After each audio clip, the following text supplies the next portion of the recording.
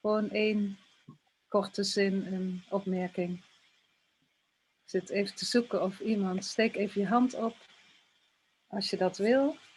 Ik zie eigenlijk niemand. Ja, Tineke. Zal ik maar in Engels doen, hè? Is goed. That we are getting much inspiration and have a good time together. Okay, thank you, Tineke. I light the candle.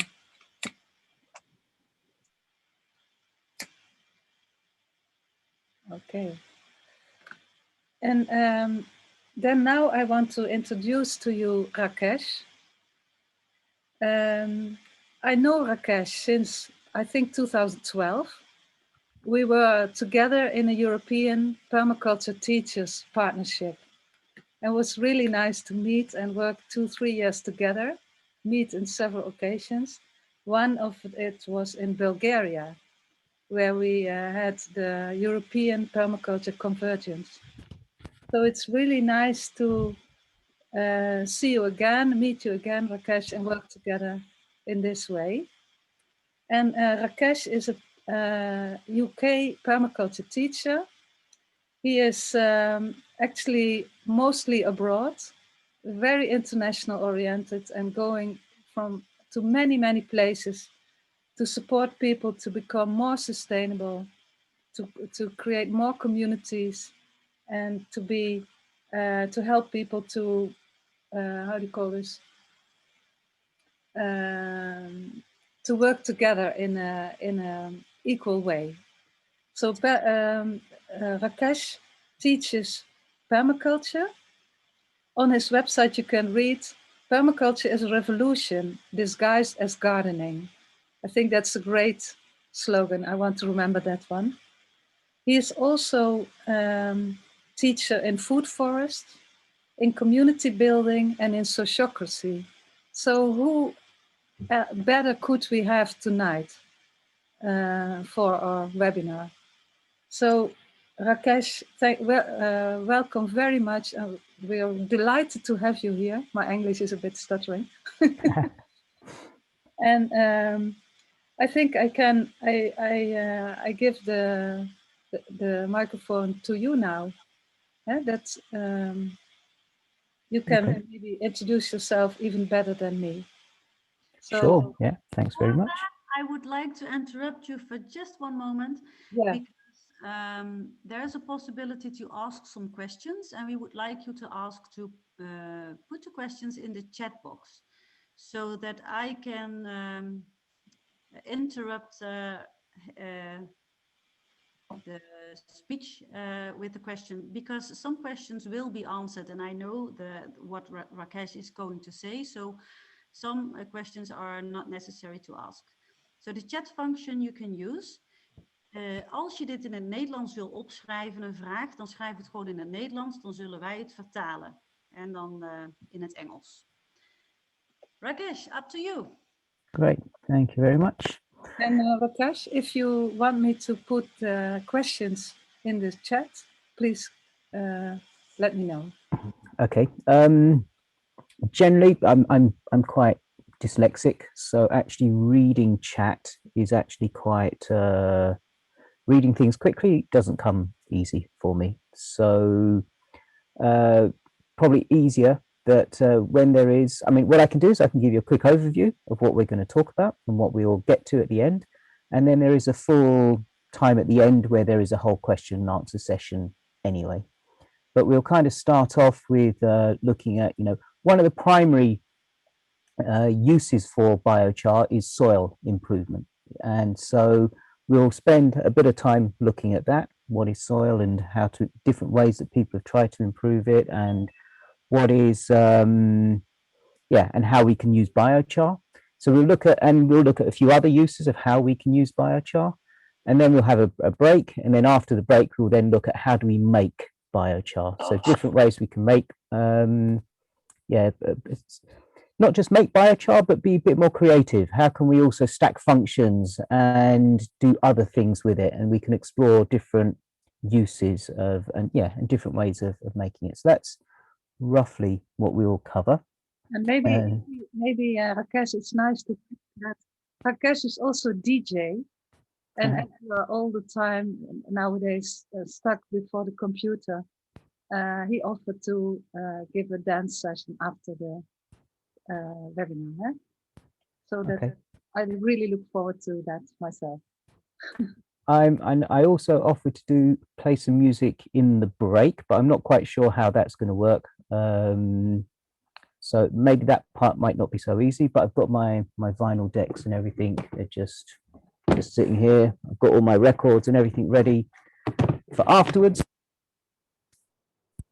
Oops, sorry. I think I just... Yeah, so we'll, for sure, the after party, that's easy. That's no problem. But the break, the music during the break, I'm not quite sure how that's going to happen. We'll find another solution. We'll play that one by ear. So forgive me if I don't get that part working, but at the end, that's no problem. That's sorted. Okay. So yeah, just to kind of conclude a bit of the introduction. So I used to, by the way, I don't know, is it on my side, but I'm hearing people come and go, which I don't normally get on Zoom.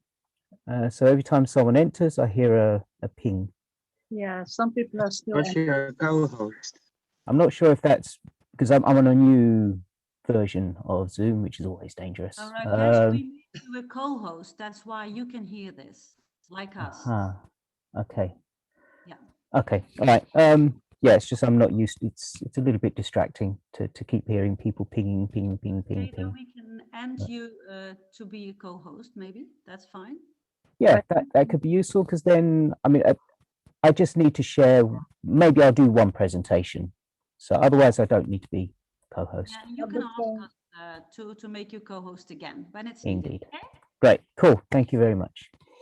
So yeah. So yeah, just to add a little bit to that kind of bio, I also started my own eco-village out in Croatia many years ago, and it was really fascinating to see how the two of us who kind of founded that eco-village, how we really saw completely eye to eye in everything. And while the two of us worked together, while it was just the two of us, it was fantastic because we basically made a mind map of what we were going to do, how we were going to do it, and then came back together and it was absolutely identical. So building houses, yeah, no problem. Growing food, that's easy. Making enough money, that's straightforward.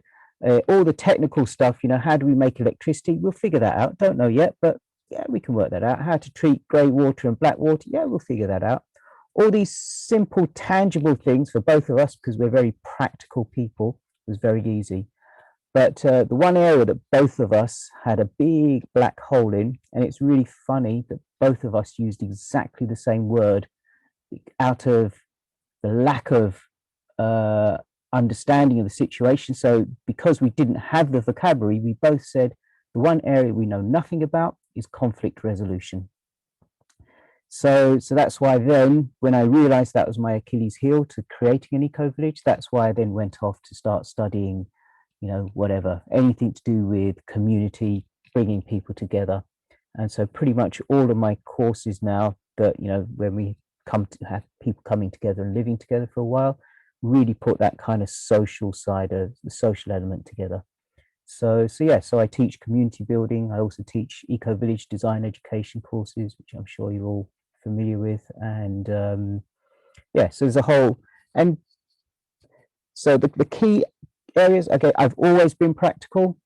I grew up in a very poor family, so we always had to, if we wanted something, we had to either make it ourselves.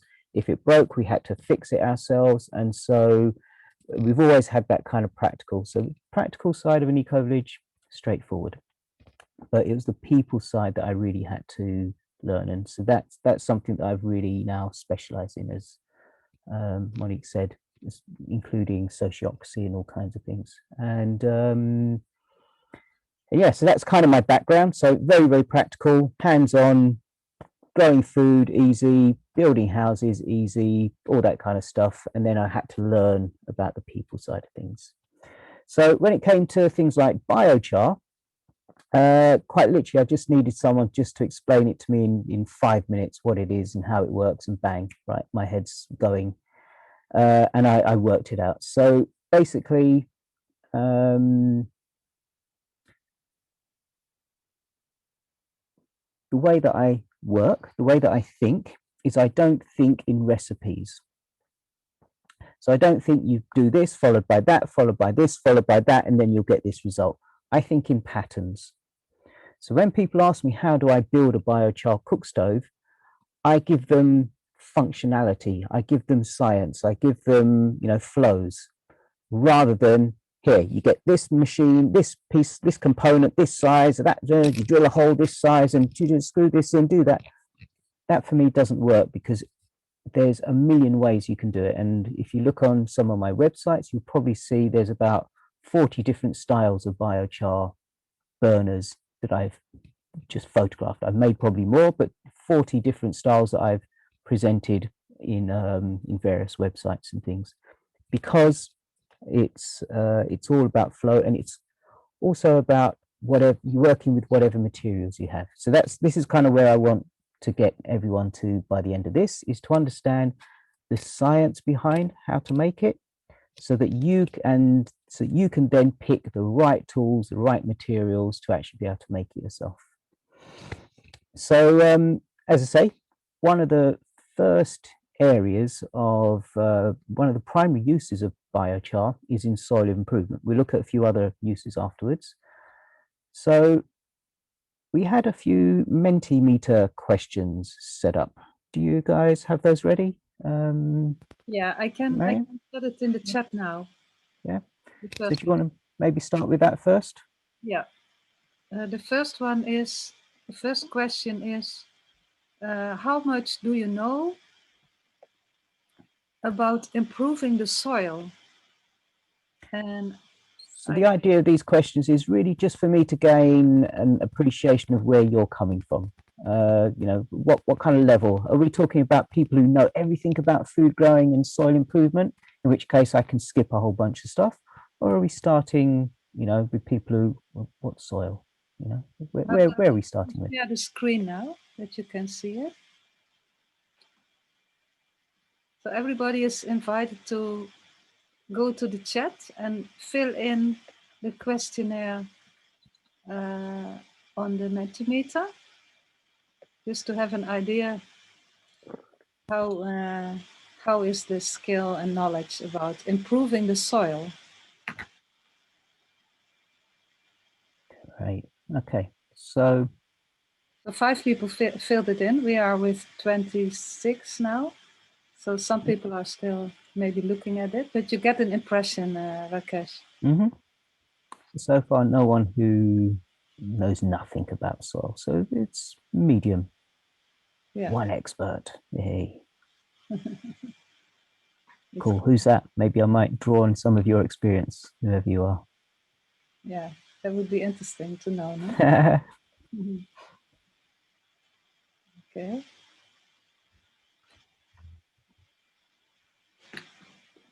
Great.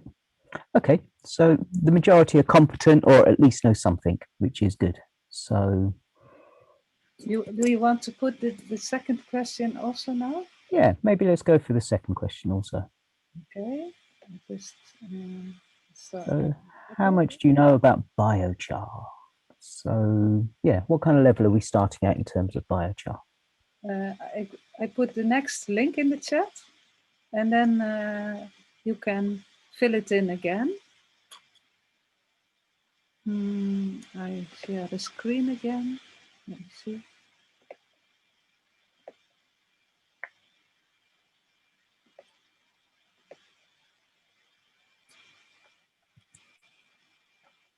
How much do you know about biochar?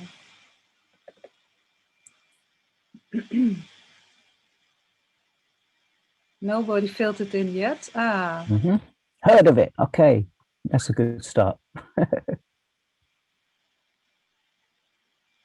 I can fill it in too. Ooh, someone makes their own, someone nothing. Brilliant. All right, there's a few who know nothing. Good start.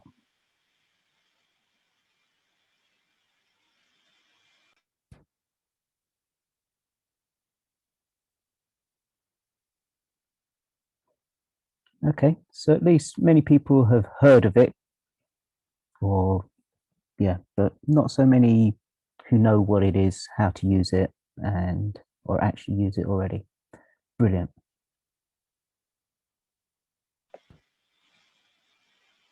Okay, that's good to know. Wonderful.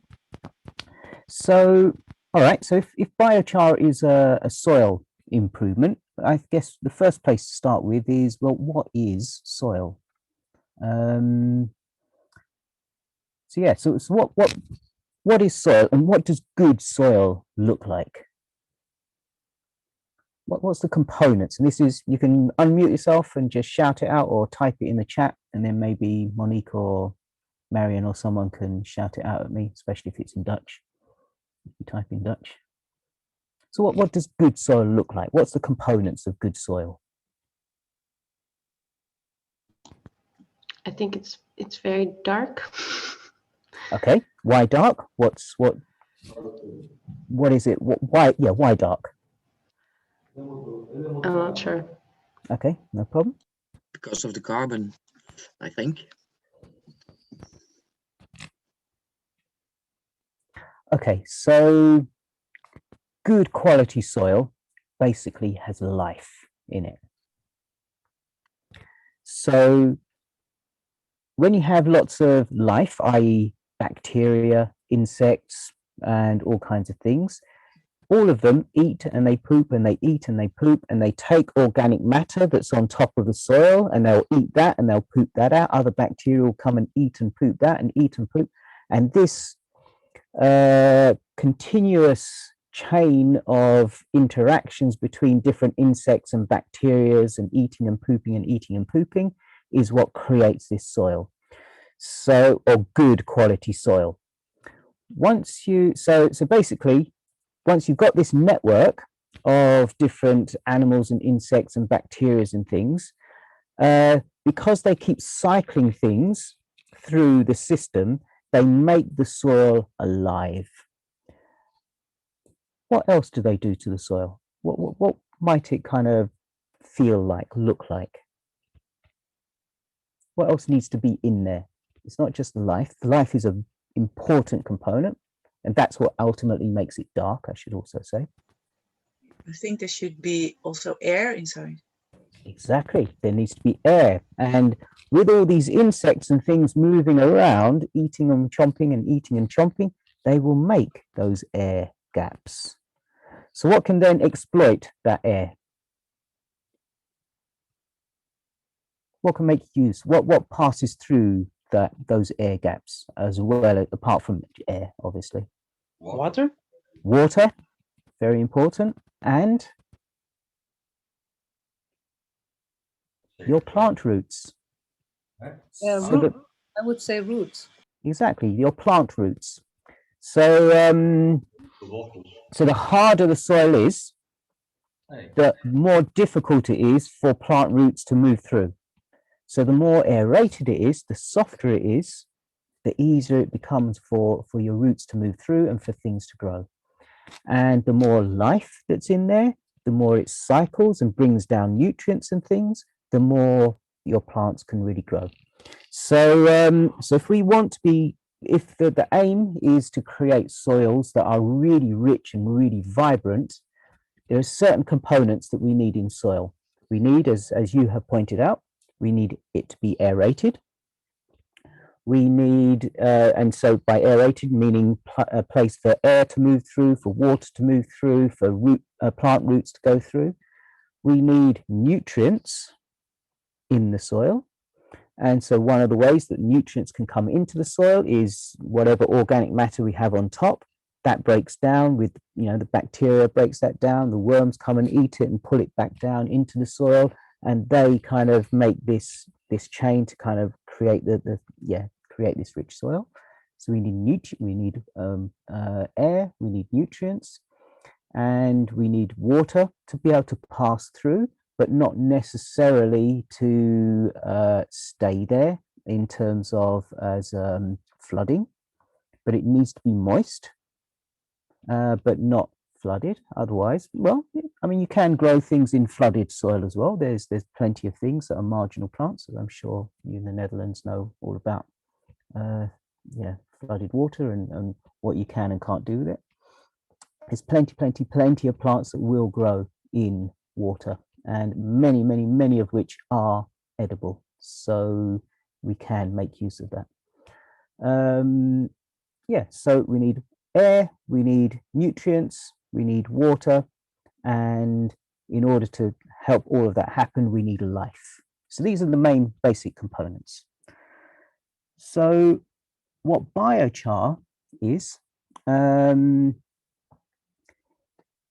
fact, yeah, let's maybe have a look at a few different ways in which, in fact, yeah, before we get into that, let's have a little, if it's okay, maybe just a 5-minute breakout, if that's okay. I'm not sure who's doing it. Is it Monique or? That's fine. Martin? That's fine. Yeah. So maybe just 5 minutes to think about if we have, well, what are some of the greatest challenges we have now that you've kind of heard a bit about what soil is? What are some of the greatest challenges we have in improving our soils and keeping our soils alive and fertile? What are some of the biggest challenges that we typically face in the modern world? So yeah, let's just do that as a breakout so you have a chance to chat to each other, and off you go. So just 5 minutes, if that's okay.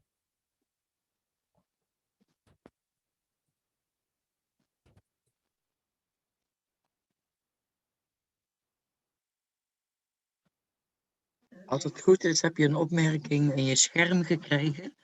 Dat je uitgenodigd wordt in een breakout room. Dus als je daarop klikt, dan kan je daarheen en dan kun je met een paar mensen samen over deze challenge praten.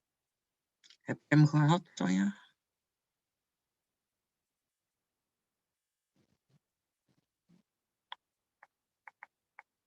Ja.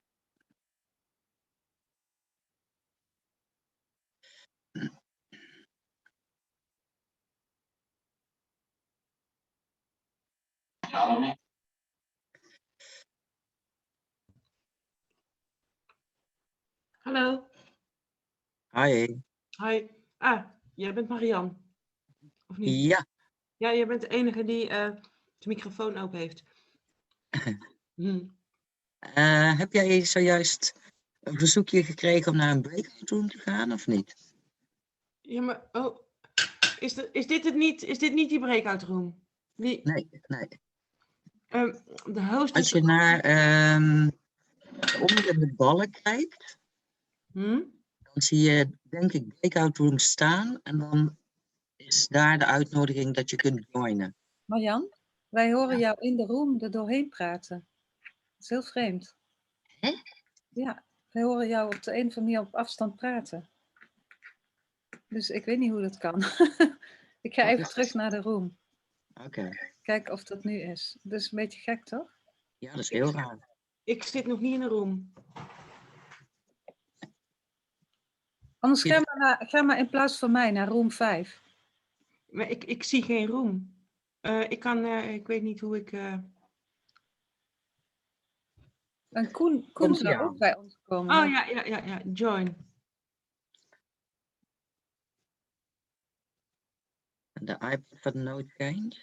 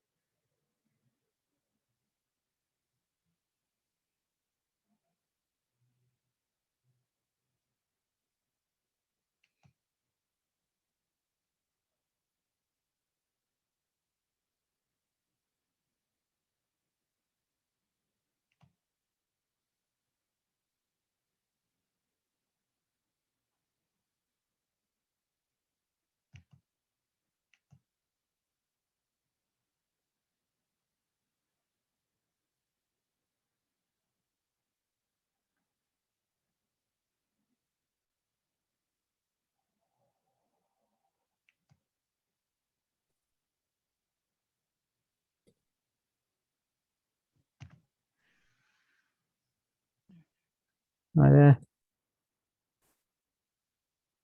Yeah, I just closed the room, so they will be back in 20 seconds. Oh,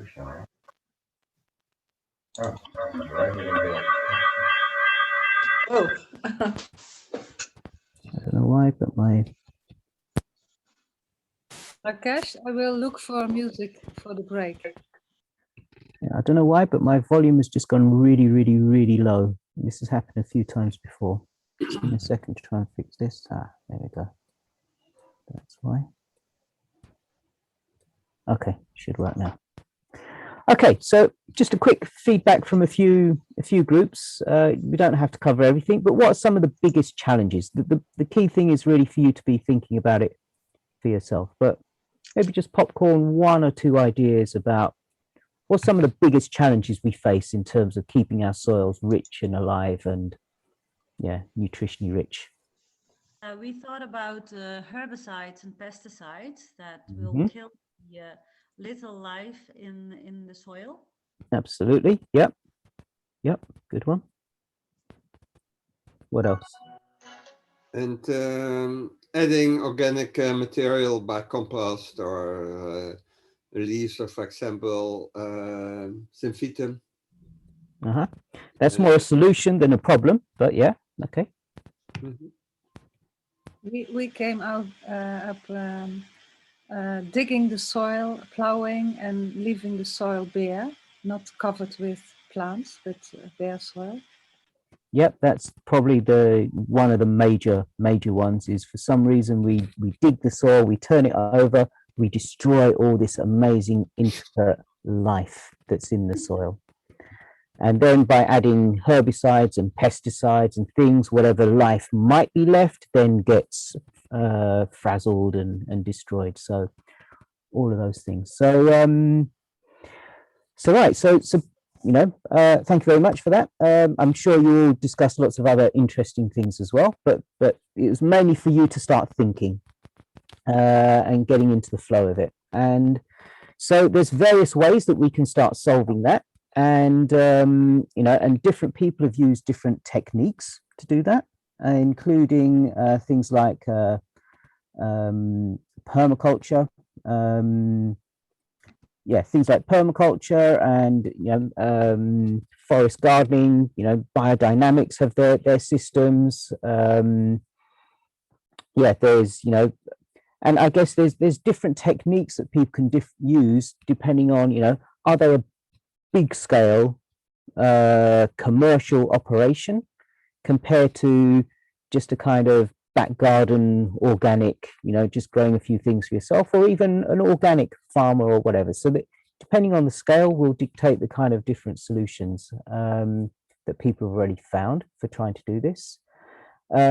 Big scale, it becomes quite difficult because when you're working big scale and you're using big industrial machines, you lose that sensitivity to the connection of the soil and the land.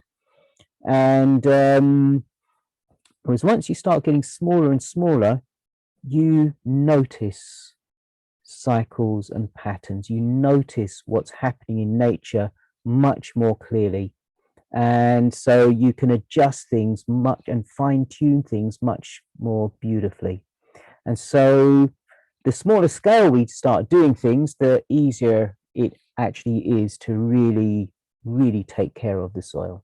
And I say different people have invented various different ways. Permaculture has a whole, well, permaculture is for me, my definition of permaculture is it's just common sense, but in a world where sense is no longer common. So it's just basically pulling together all the good common sense ideas and putting it into a design process so that we can clearly see this common sense underpinned by the ethics of permaculture, you know, so everything should be taking care of the earth as well as taking care of people and ensuring that we have these cyclical processes of continuously enriching the system.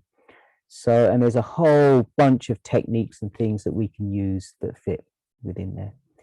Then you have more, you know, more immaculate systems such as forest gardening, you know, again, replicating like a forest edge, to think about, again, very, very carefully these nutrient cycles, you know, when you're properly designing forest gardens. And I see a lot of people make forest gardens thinking, yeah, I've got this tree, I put a couple of things underneath it, I put some comfrey, I put some of this, I put some of that, I'm going to call it a forest garden.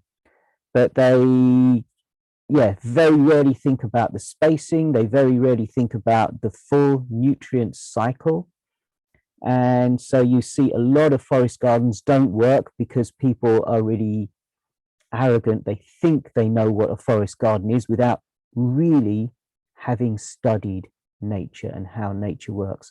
So they miss so many things out. But in a real, proper, well-designed forest garden, you'll think about the spacing, you'll think about the amount of sunlight, you'll think about the different plants, and you'll think about all the cycles and sub-cycles of, you know, the nutrient cycle, the water cycle.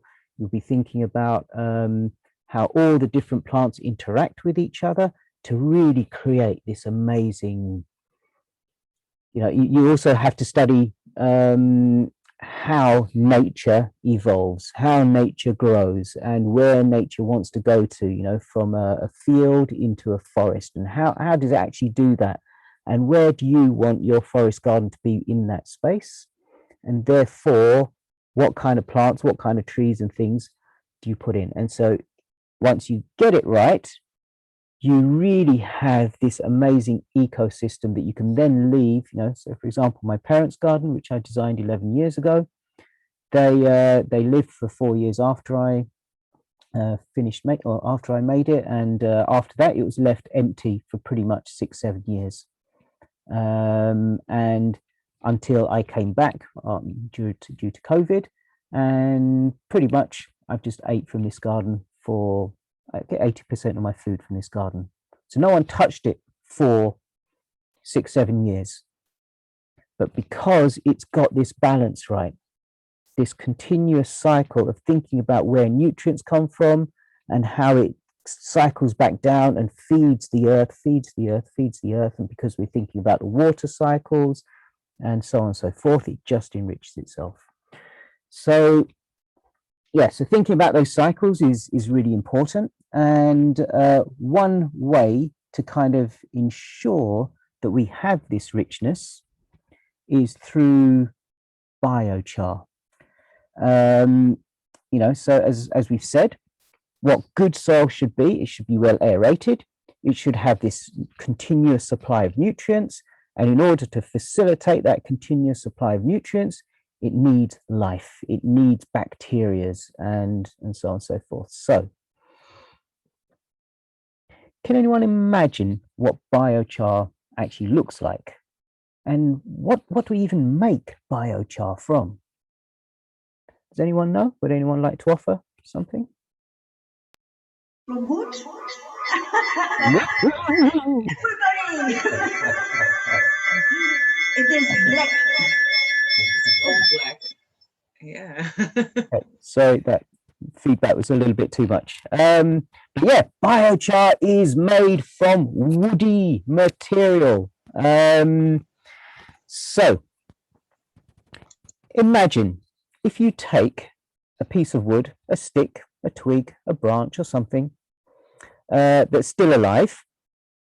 It's made up of lots of different components. It's made up of carbon, it's made up of, yeah, all kinds of other things, all kinds of liquids and so on and so forth.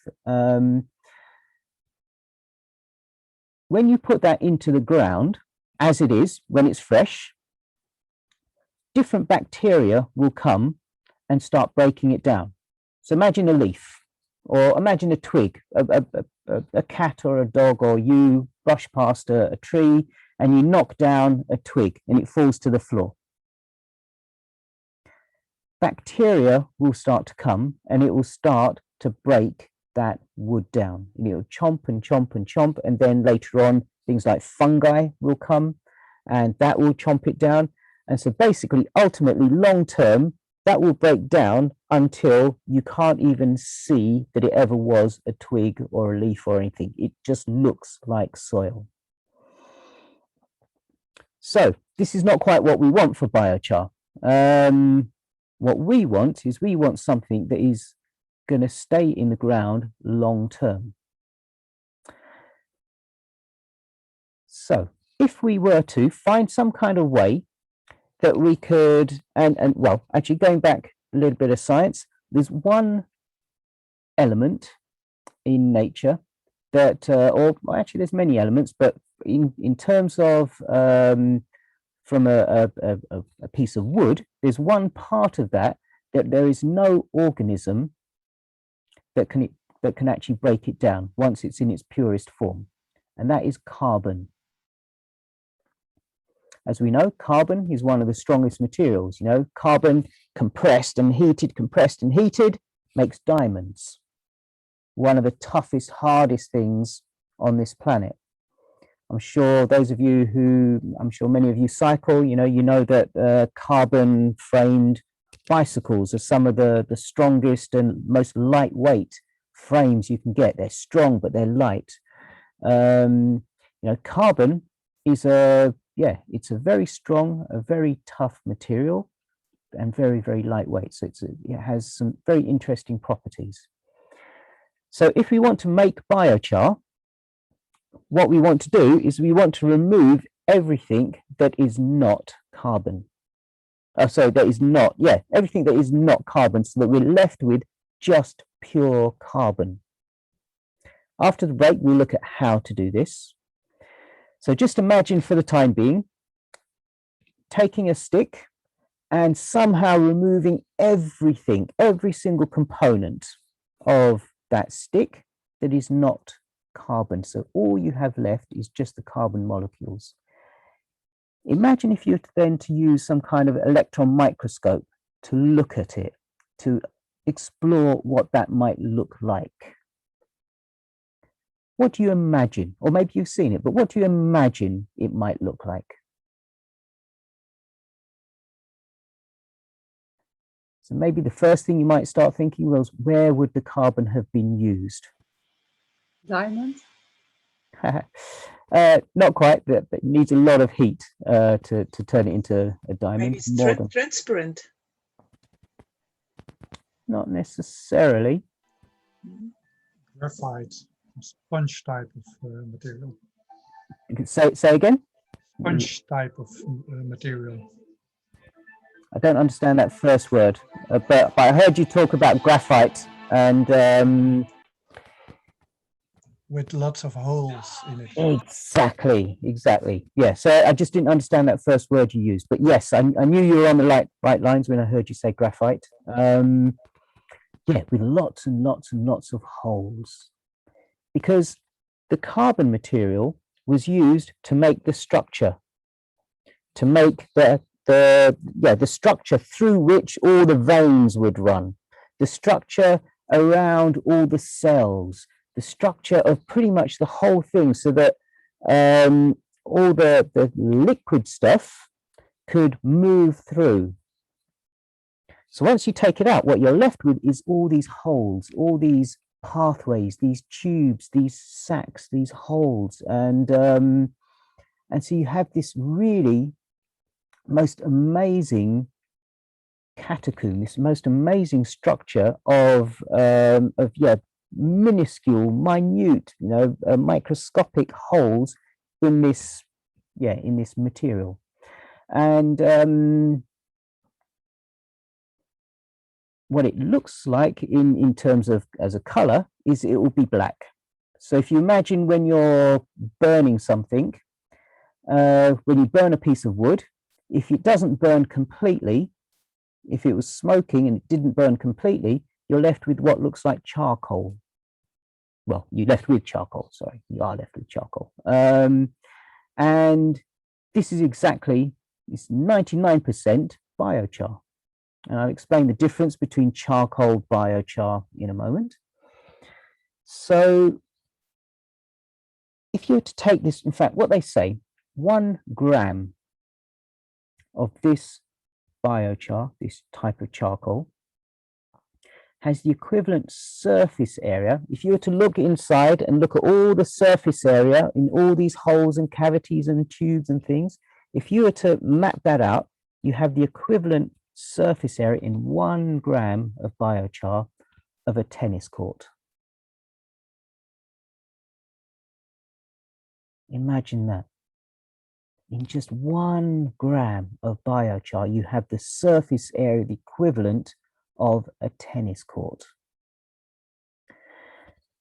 So imagine, all right, and this material, as I say, there's no plant, there's no bacteria, there's no fungi, there's nothing that can actually decompose and break down pure carbon. So imagine you put this material, this carbon, which has this huge surface area, into the soil, into an environment which nothing can break it down. What do you imagine might happen?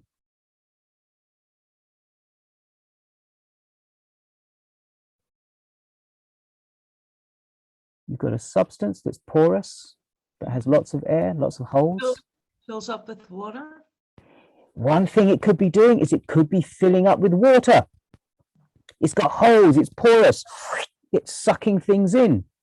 So it could hold on to water. So if you have, for example, very sandy soil, what's one of the biggest challenges you have in sandy soil? You can hold the water. Yep.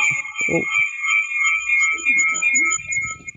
Actually, do you mind when you speak, muting yourself immediately afterwards, because otherwise we get this crazy feedback loop, which I've got headphones in, and it's quite distressing, to be honest. So yeah, so speak, but then please mute yourself straight after, so you don't get this feedback. That would be amazing. But yeah, so one of the problems you have with sandy soil is the water just flushes through and it's gone. So by adding biochar into that, all of a sudden you've got a material that can hold on to and absorb water. What else do you think could manifest? Well, actually, what might be in the water? What might be suspended in the water itself? Nutrients. Nutrients. Woo-hoo! So into this biochar, now you've got water, you've also attracted and soaked up some nutrients. What else might you have? Bacteria. And then you've got bacteria that is going to love living in there, because you've got nutrients, you've got organic matter, you've got, once it starts propagating bacteria, there's nothing to kind of stop it from growing. It's got lots of surface area in which it can grow. It can just grow and grow and grow and grow. It's got a humongous surface area that it can just expand into.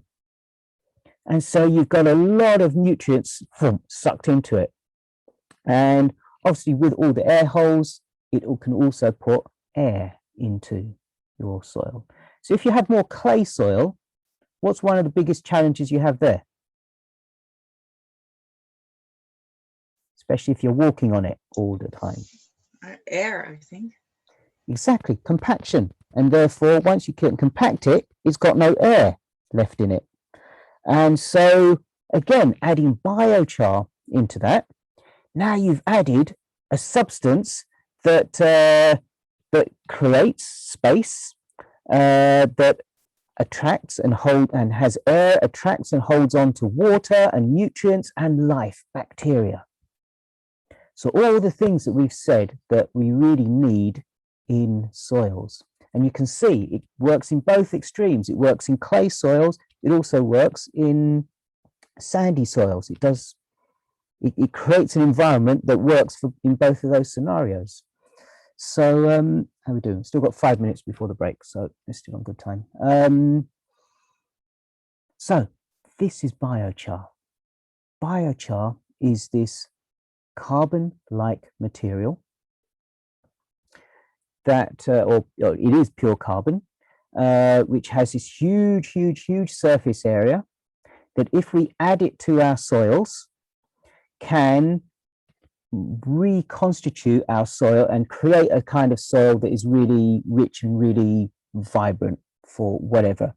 And because it doesn't decompose, it has the ability to do this. If you keep feeding it nutrients somehow, i.e. if you put mulch material on top of the soils and there's this continuous supply of nutrients and what have you, it can do this for thousands upon thousands of years. So in the Amazon, what they found, anyone who knows anything about the tropics knows that there's almost no nutrients in the soil. Because of the bacteria and the rate of, and the amount of bacteria, because of the temperature and the humidity, things grow so fast that there is no chance for any plants or organic matter to stay in the soil and break down, and therefore you pretty much have almost no nutrients whatsoever in soil. All of the nutrients are locked up in the actual biomass in the tropics. Whereas in the Amazon, what they found, completely contrary to science or completely contrary to anything that is possible in nature, this dark black soil, terra preta, this black soil, and it's impossible to happen naturally. So what they worked out, what they found out, is actually it was the Amazonians who were conditioning and creating this soil by putting what we now call biochar into it. So taking embers and mixing it with compost material, including human manure, poop and what have you, and breaking it down along, you know, and so that generation after generation after generation, 2,000 years of doing this created this insane depth of soil that was so rich and vibrant. And so this is kind of what we're looking to do. This is one major application for biochar, is to reverse the destruction that agriculture has done to our soils and completely depleted it of life, of nutrients and air and so on and so forth, and not to mention, you know, all the dust bowls and this, that and the other. So we can reverse that trend by using biochar. That's not the only place you can use biochar. So maybe let's just throw, does anyone know, we've got how many minutes? We've got 1 or 2 minutes left before we take a break. Where else can you use biochar? What other applications could there be? And there's do you want to question the Mentimeter or just like? No, we'll just throw it out. Just popcorn. Filtration? For filtration, it's charcoal. In fact, maybe I can quickly explain the difference between biochar, charcoal, and active charcoal even. So charcoal, because very often you want it to, for barbecues and things, you want it to, obviously there's two types. There's, you know, one which you're going to draw with, which can be just pure carbon. There's a type which you want to burn again so that you can make barbecues and things. For that type, you actually want to leave some of the volatiles in there, because those gases that release are what then burn. Whereas charcoal, if it's for drawing, is pure carbon. If it's for barbecues, has a little bit of the volatile still in there. So you make them in slightly different ways. And whereas biochar doesn't need any. And if you make it at the purest way, you know, the scientifically perfect way, then you can call it even activated charcoal, you know, the kind of charcoal that you digest to clean your body, you know, when you have diarrhea or something. So 100% pure carbon is activated charcoal, medicinal.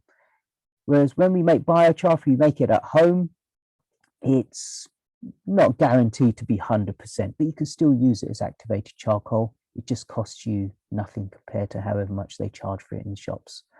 So that's very, very, very slight differences. So yeah, one of the, you know, think of any other use that you have for charcoal. such as filtration, fantastic. So water filtering or whatever. Some other uses. What else could we use biochar for?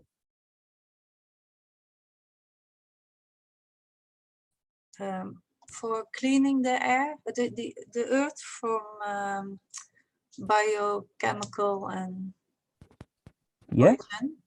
indeed. So there could be some, yeah, some other kind of, again, filtration, but pulling out, because again, it's this porous substance that acts like a sponge. So it absorbs toxins and things and kind of locks them in. Brilliant. Anything else? I've kind of mentioned one, you know, medicinal. You can use it as a kind of, yeah, to kind of clean your system, you know, if you've had maybe a bit too much alcohol or something, you poisoned yourself, and charcoal.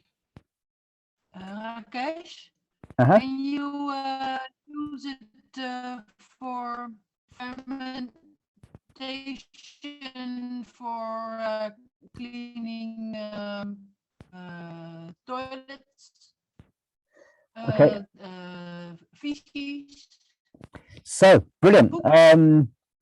Yeah, so first I heard you say fermentation. I was like, wow, you're going to use it for no, but yes, for cleaning so using biochar in as part of your manure system, absolutely. So taking human poop, because think about it, what will it do? You've got this kind of slightly wet, soggy kind of material in your poop, which is full of toxins. You add biochar to it, so what will it do to it? It'll help to dry it out. It'll help to absorb the minerals. It'll help to dry it out. It'll help to aerate it. And once it's aerated, it can dry much quicker, and therefore, yeah. So absolutely, you can also use it for urine, for yeah, for absorbing urine, and quite literally there are hundreds, and I mean hundreds of uses, you know. So people use it for putting into walls to make coolers, you know, because it's porous, so you can have this heat differential between two sides, and you splash it with water. So on one side you may have heat, and then because it's absorbing the water, when the water absorbs, it cools, so the other surface remains cool. So literally, it's down to your imagination. There are hundreds and hundreds and hundreds of applications of biochar. And last thing before we take the break is just to think about what kind of things we could be making biochar from. So we said woody material, and it literally is that, any kind of woody material. So obviously when we're looking to make a fire, people use very heavy, dense woods for making some kind of a fire because it will burn much longer. Whereas with biochar, that's not the end goal. We can use anything. If it's got carbon in it, we can use it. So I've done it with pine cones. I've done it with bramble, you know, so just drying blackberry branches, cutting that up, making that into biochar. I've used different types of hard seeds and things, which, you know, like cherry seeds. I have billions of cherry seeds from my cherry trees. What do I do with them? Make it into biochar. Literally any scrap, what you would imagine is completely unusable for a normal fire, anything you've got, you can make biochar from. So, and we'll look at how to do that after the break. Rakesh, I have Rajasthan reggae Uh-huh. ready. You like it? I've never heard of Rajasthan reggae, but yeah, go for it. For the break? Okay. Yeah, let's go for it. I did actually have a playlist, but no problem. But I don't have it ready. I don't have it ready. So okay, so shall I share that one then? Go for it. So yeah, so this is your opportunity to get up and dance and move, go to the toilet, get something to drink, whatever you need to do, just go and enjoy.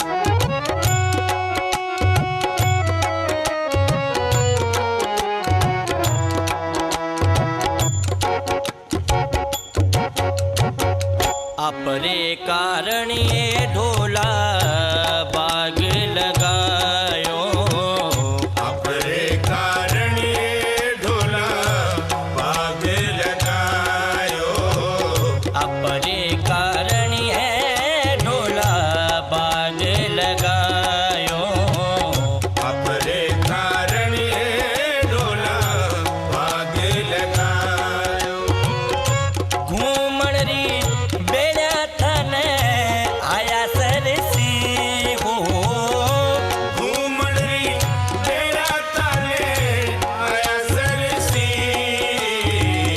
आवो जी आवो मारा आवो जी आ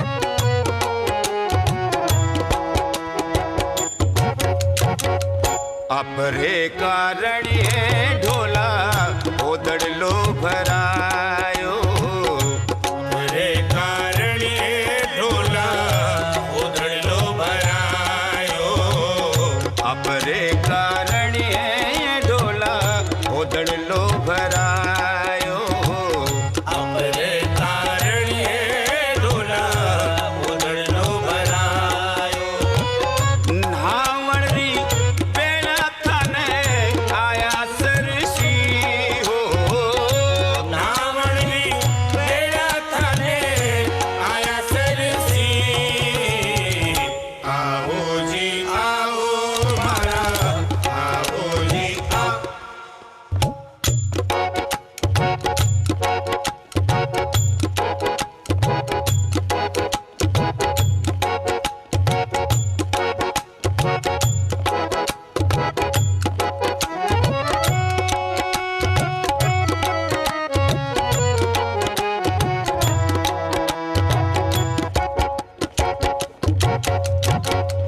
अपरे कारण ये ढोला थाल परोसा अपरे कारण ये ढोला थाल परोसा अपरे कारण ये ढोला थाल परोसा अपरे कारण ये ढोला थाल परोसा जी मणरी बेड़ा थने आया सरसी हो जी मणरी बेड़ा थने आया सरसी आवो जी आवो मारा आवो जी आवो जी आवो मारा मन डेरा पावना आवो जी आवो मारा मन डेरा पावना तारा छाई रात थने आया सरसी हो तारा छाई रात थने आया सरसी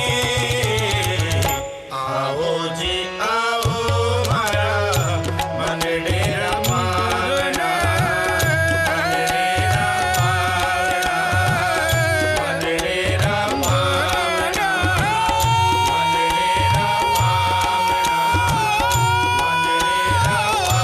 पावना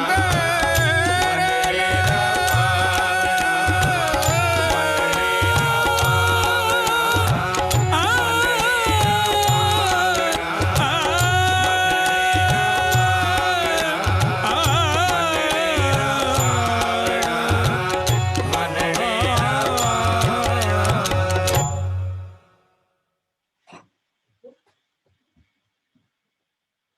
Smell ice.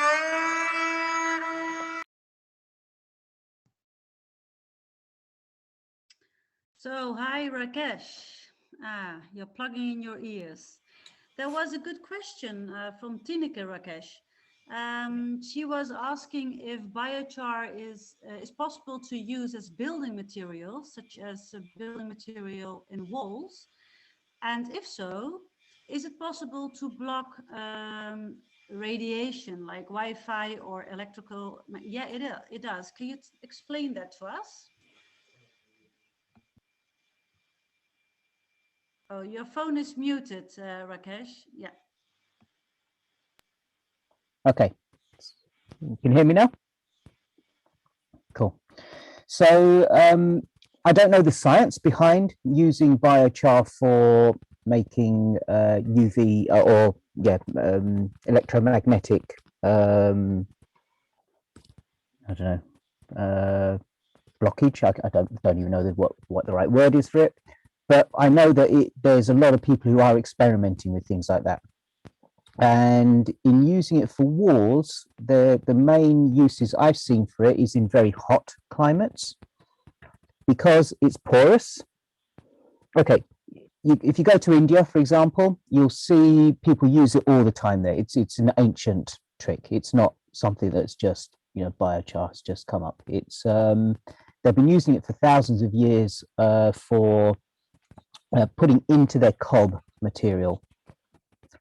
Because it's porous, it's again, you know, it expands. So actually adding it to it makes a really good finish, for example. So, you know, like with a lot of the cob buildings, if you don't get the clay to sand ratio right, it cracks very easily. You know, very common. I've seen it more or less every eco village I've been to. People very rarely get it right, and that's part of the fun. That's part of the game. But once you start adding things like biochar into there, because it is expandable, because it is porous, and because it can be very, very fine or it can be very coarse, it really acts as a really good filler. And so so in India, what they do is they, in particular, they use this as the last final coating on their cob structures. And you know, you go to the villages, the seasonal workers, they will quite literally, straight after the monsoons finish, they'll get some cane, they'll build a structure, they'll cob it in with just mud, and then finish it off with this. And it's a home that lasts through, you know, while they're working on the fields. And then when the monsoons come back again, they'll collapse them down, let everything return back to earth, and off they go and go back to wherever else they want to live. So it's and the advantage of having it in the walls is because it's porous, it allows air through, so your houses breathe. But it can also, as say, if you splash water onto it, as the water evaporates, it creates this kind of cooling system. So you can actually cool your systems. In fact, some people make like refrigerators from it. Exactly. So if you're familiar with like a cool grady safe, you know, they can make something, you know, which obviously uses Hessian. But in this case, you could do something very, very similar with biochar, a kind of biochar cob wall. So yeah, lots and lots and lots of really imaginative uses for biochar.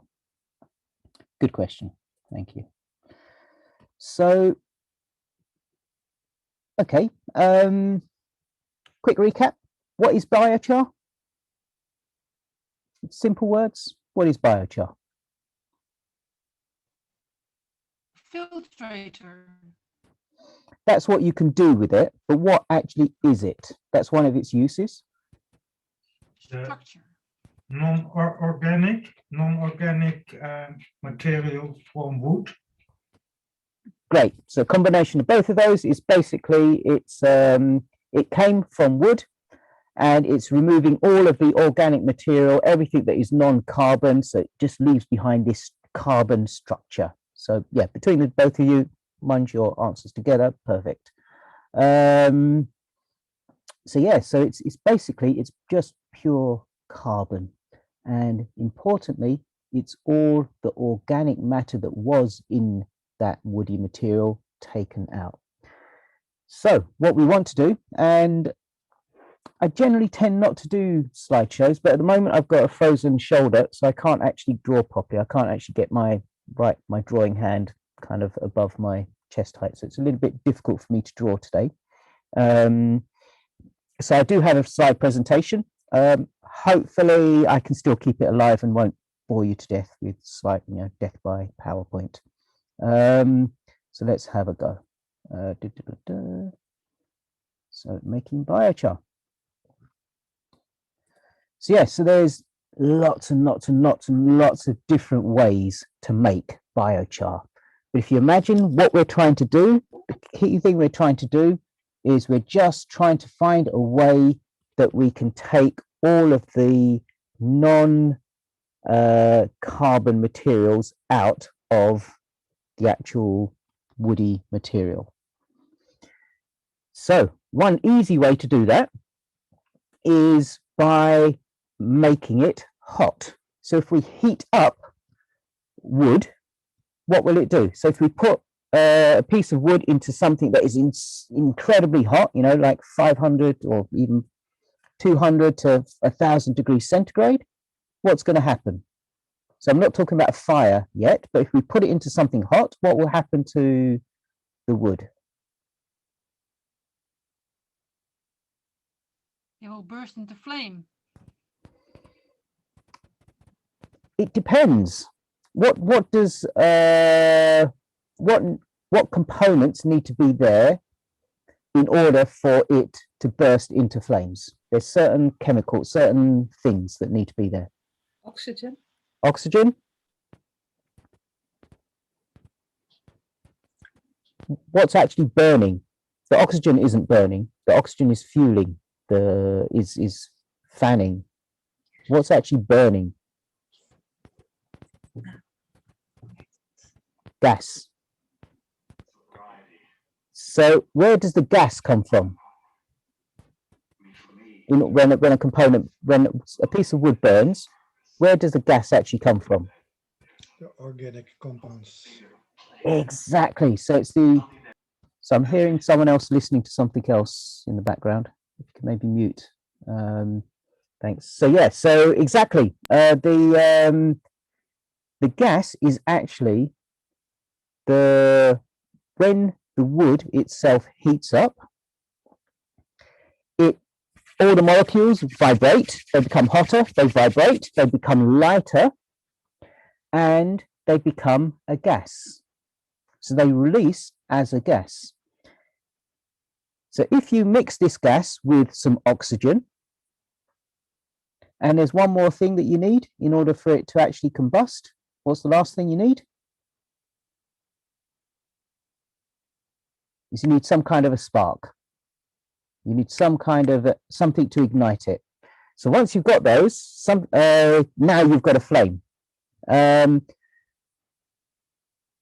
basically, if you think about it, what you're doing by heating the wood up is you're releasing all of the non-carbon materials. You're releasing all the volatiles, all the organic, the waters, everything that is not carbon.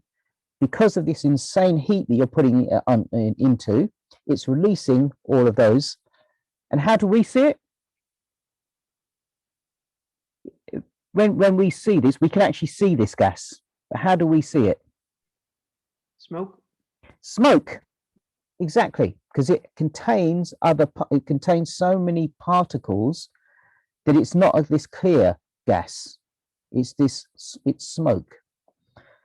So there's lots of ways that we can make biochar, but effectively what we want to do is we want to heat it up to such a degree that it releases all of this material, all of the gases, or it turns everything that is solid into a gas, and it releases out of the system. But that gas contains a lot of carbon materials as well.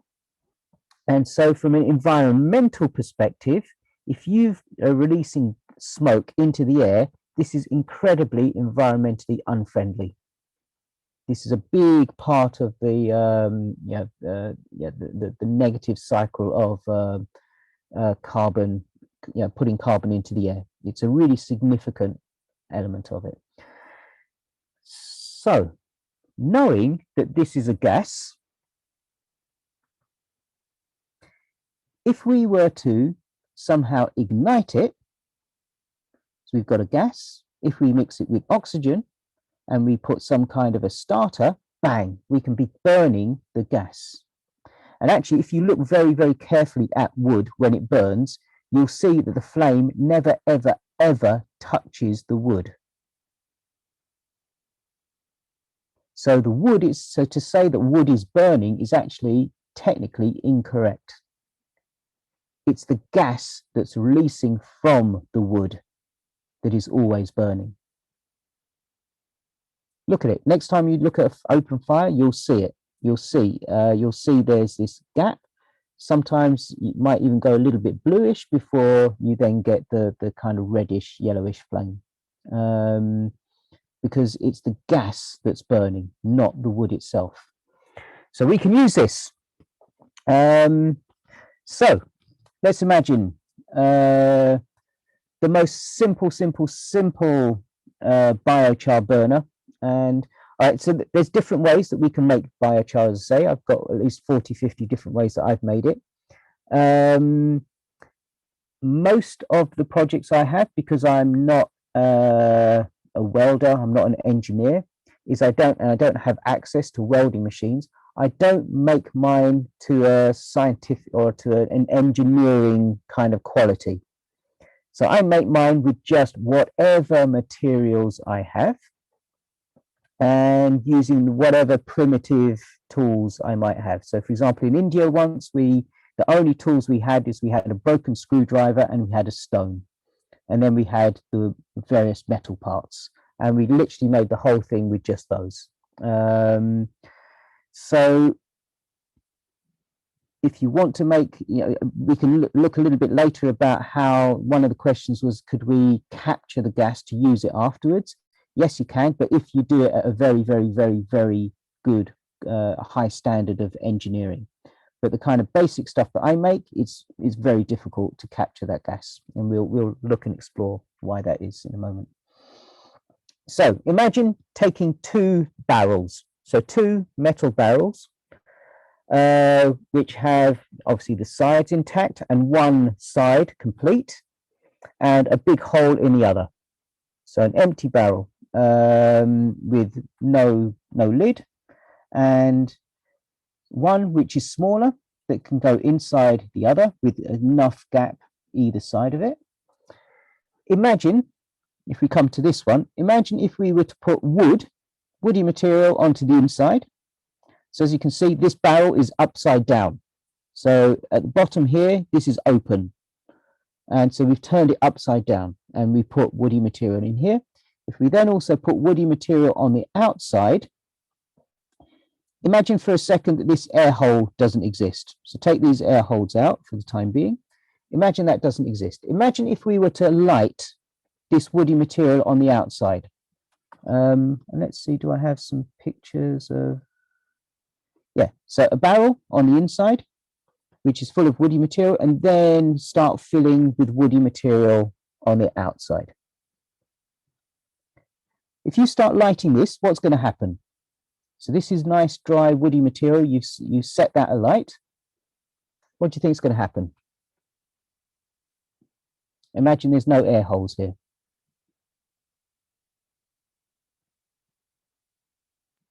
It's getting very hot.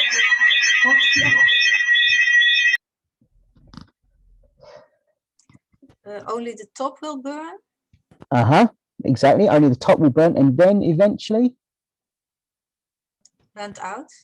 it will go out. It will start, and before that, it will start to smoke. Oh yeah. Like crazy.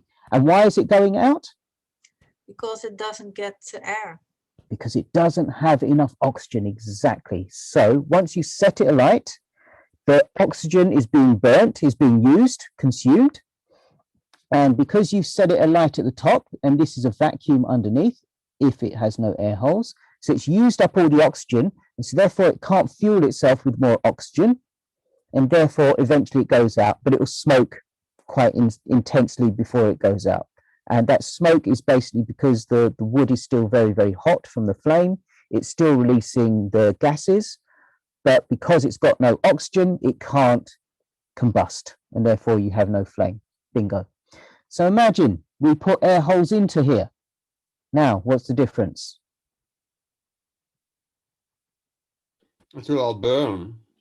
Now we will have a nice steady burn because now we have oxygen coming through the system to keep it burning. Exactly. It works as a chimney? Not exactly, but later on we can put a chimney onto it. Not at this moment, though it is, well, actually, maybe in a way it is, because if you think about it, what's going on here is this is becoming devoid. You've got a fire on top. This is becoming, it's sucking all the oxygen, or it's consuming all the oxygen. Therefore, there's a vacuum, and therefore it sucks the air in. Because there's a vacuum, there's a shortage of oxygen in here as it's being consumed. It therefore drags the oxygen in through the air holes. So in a way, yeah. So that's why you have this nice steady kind of burn. What about in here? What's going on here? So here you have a barrel that is full of woody material.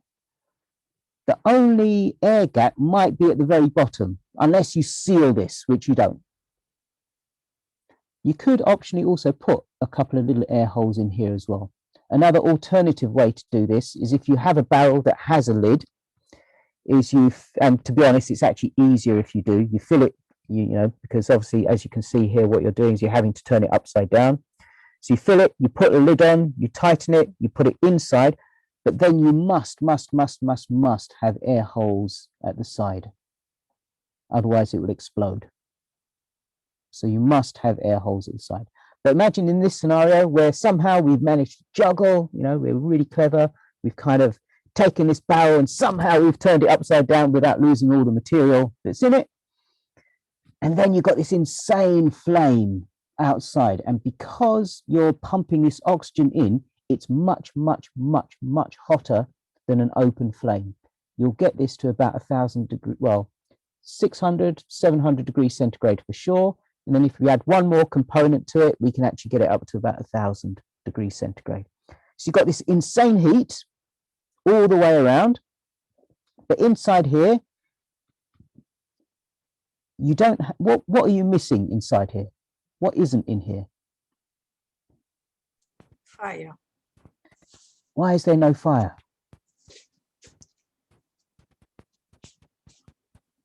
What's it missing that it needs to have the flame? Oxygen. Oxygen, exactly. Initially, it might have some oxygen, but that will get consumed very quickly. And there's also no spark, because remember, we start the flame at the top. We haven't started a flame here, so that this doesn't ever combust. But what does happen? You've got this insane heat on this carbon material. I think the gases will separate from the carbon. Exactly. So all the non-carbon particles will escape. Now, where can they escape from? This is a solid barrel. The only place is either at the bottom, or if you have a hole in here, that's the only place that it can escape from. Correct? Yeah, it's going to circle around in here and it's going to produce so much that it can't go anywhere else. So the only place it can come is out through here. So when it comes out through here, because it's hot, which way is it going to go? Is it going to go up or down? Up. It's going to rise. It's, you know, it's going to rise. And when it gets to here, what does it hit? What's here? Fire. Fire.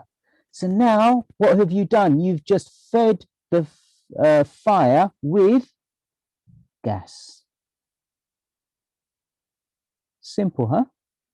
So that's what keeps it going. So can you see how the material on the inside has never ever touched a flame, but all of the organic matter, all of the what we call volatiles, all the non-carbon particles have been released. So in this scenario, what you're doing effectively, and so therefore that becomes the biochar.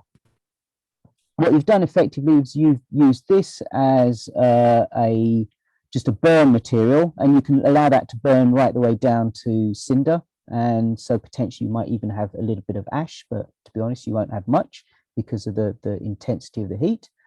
But all of this never ever touches a flame, so it never goes to cinder, it never goes to ash, but it becomes biochar. So because I'm a permaculturalist, I don't want to just make biochar for the sake of making biochar. I also want to become a little bit more imaginative and do some other things with it. So I also want to cook with it. So one thing we can do is we can add a chimney onto it. And that chimney, because of the, because obviously as the flame just wants to go upwards, now that you're concentrating that, yeah, it wants to just go straight up, but all of a sudden you've stopped it from just going up at the rate it wants to, and you've concentrated it. So that actually speeds up the rate at which the gas is escaping, and therefore you've created a chimney which will suck even more air in here, and therefore the intensity of the flame will be much stronger. So this is how you now get it up to about 1,000 degrees centigrade. You could put some kind of a pot, because what you'll have is you'll have a mad flame up here. And you could put a pot on top of this and cook directly onto it, or you could put something here. And obviously if you're going to do something here, I would advise doing something in cast iron with a very, very, very, very good fitting lid, because you'll have a lot of particles flying around. So it has to have a really good fitting lid, solid cast iron, maybe even baked potatoes or something, in tin foil or whatever. But anyway, there's a few options you have there. So this is just one example. So this is a, I don't know, 200 litre barrel and a 40-50 litre barrel. In this particular case, because this barrel actually was already being used for another project, so it already had holes in the bottom, which is not ideal, but that's what I had in this particular case. But this one, as we saw, has no holes, but also it could be one which has a lid, in which case you then absolutely must make holes here, because you absolutely must allow that oxygen to escape. Otherwise, you will have an explosion. So, and then you can make some kind of a chimney. And so this is it. So this is me using, that's just bramble, meaning, black berries. So, yeah. Bramen in Dutch. Thank you very much. So something that for many people, if they've got it, it's like a pain. What do I do with all of this? Turn it into biochar. You fill the barrel with it. So I didn't take a photograph, and boom, boom, boom, boom. Simple. And there we go, having it burning. And so that's the, with the chimney, you can't actually see the flame in this particular case. And eventually, once it's burnt all the way down, you're just left with a little bit of ash and a little bit of biochar. And then bingo, here's your biochar. So this is it coming out. This is just a cross section, and this is it crushed. Okay, so that's one system. Another system, and I think I'll just cover two systems. How are we doing for time, by the way? I can't really see a clock. It's 9 o'clock. 9 o'clock, and we go till 9:30, yeah? So maybe 10 more minutes on this, and then questions and answers, I think. So this is a second way of doing it, and to be honest, this is the most common way that I do it. Is, again, you take a barrel, a smaller barrel, so just a 35 litre or something like that, and I'll make holes in the bottom typically, but you can make it in the side. It's not that you must make it at the bottom. You can make it at the side as well. You fill that with woody material, and in this system you set fire to the top, and in the same way, the reason for having the holes is so that you can get a primary flow of air coming through the bottom. But then what you want to do is you then want to reduce the air because you don't want too much. So typically what I'll do is I will put this, first of all, I'll put a stick on the floor and I'll put this barrel on top of the stick so that there is a lot more air that can come through. And then once I want to reduce the oxygen, I pull the stick away. So this then sits flush on the floor. You'll still get some air coming through, which is still necessary, but I'll explain why in a moment.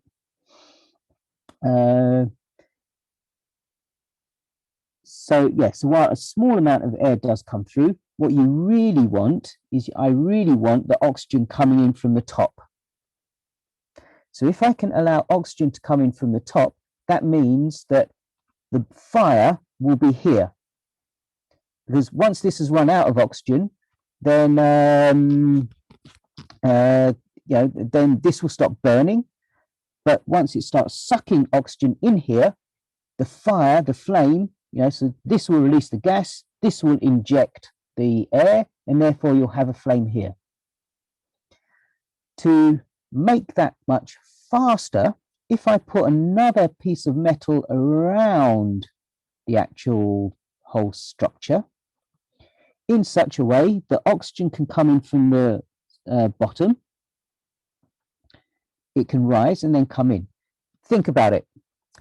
This is 300, 400, 500, 600 degrees centigrade. So what's the air going to do here? The air, outside air temperature may be whatever, 20, 30 degrees centigrade. This is 400, 500, 600 degrees centigrade. What's going to happen to the air here between the two barrels? It will heat up. And therefore, what does hot air do? What does hot air do? Rising faster. It rises. So you've actually, even before there's a vacuum in here, you've already started to create warm air coming upwards and coming in by doing it this way. So basically it's very, very simple. You have the woody material in here, you set it alight. Once you see that it really is alight and it's not going to go out, you put this top barrel on top, which has a chimney on it as well. And the oxygen starts coming in up here and you have an intense flame here. And again, because you're concentrating it, you really have an insanely intense flame going on. And here, again, you can see that is my attempt at trying to draw a flame. In which case you can then put a pot on top of that and you've got this mad, crazy flame that's heating your food.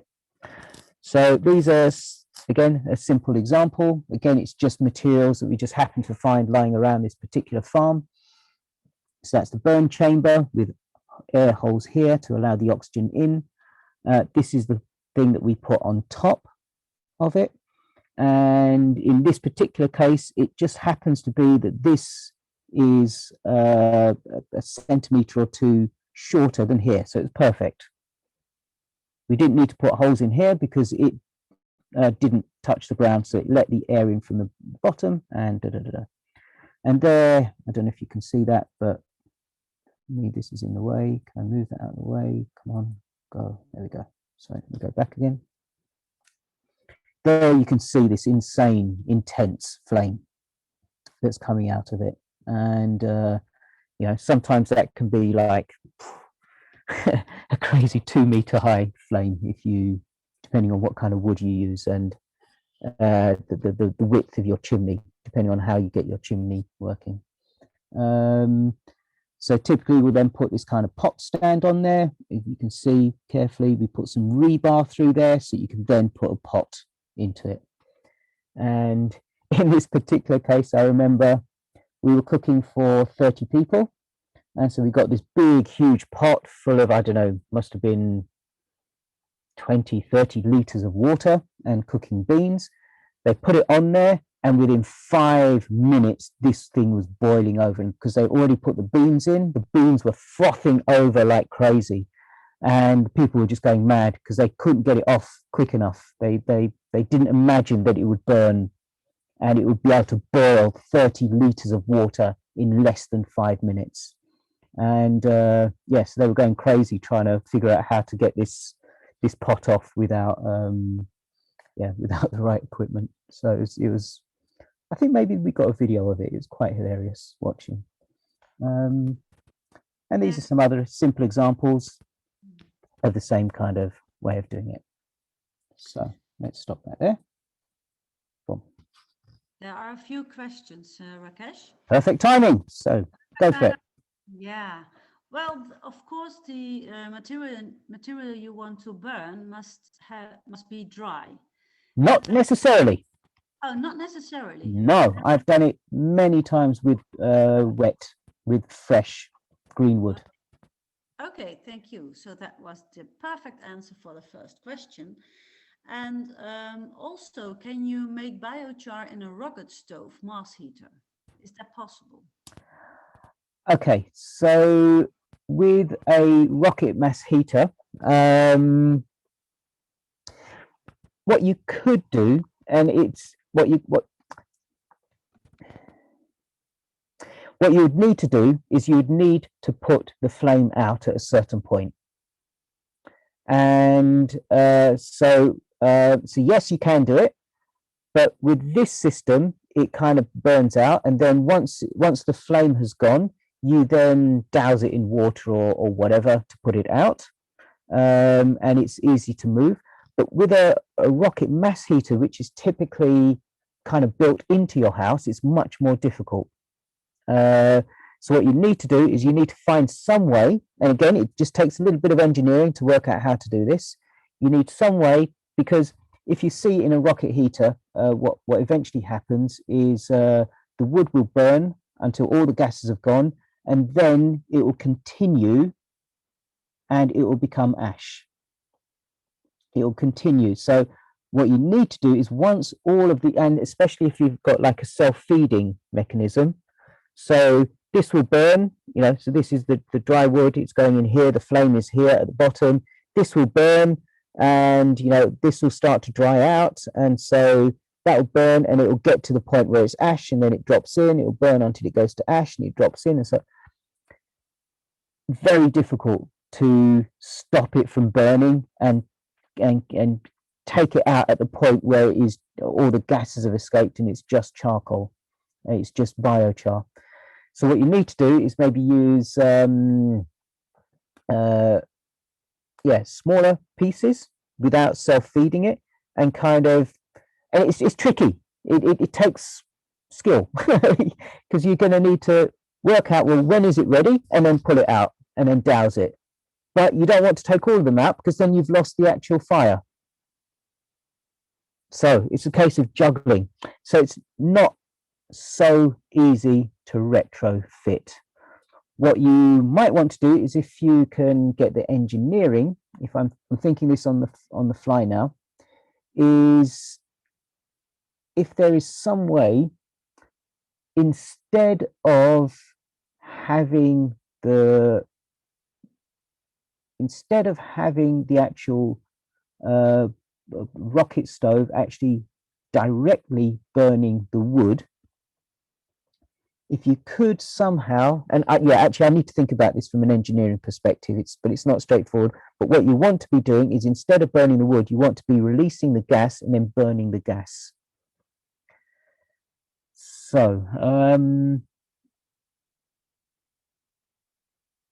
I would have to draw that out to try and work that out. That's a nice challenge. That's a nice challenge. It's not straightforward though. It's not straightforward, and I'd need time to think about that. But nice challenge. I'll have a good think. And there's another question, Rakesh. Mm-hmm. There's a ceramist among us, and she's asking about the temperature, where you can put the cooking stove or maybe something to make a pot or something. Is it heat enough?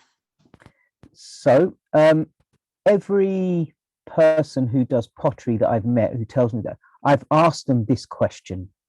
I've asked them what I think should be quite a straightforward question that they should answer, but none of them have ever been able to answer me this.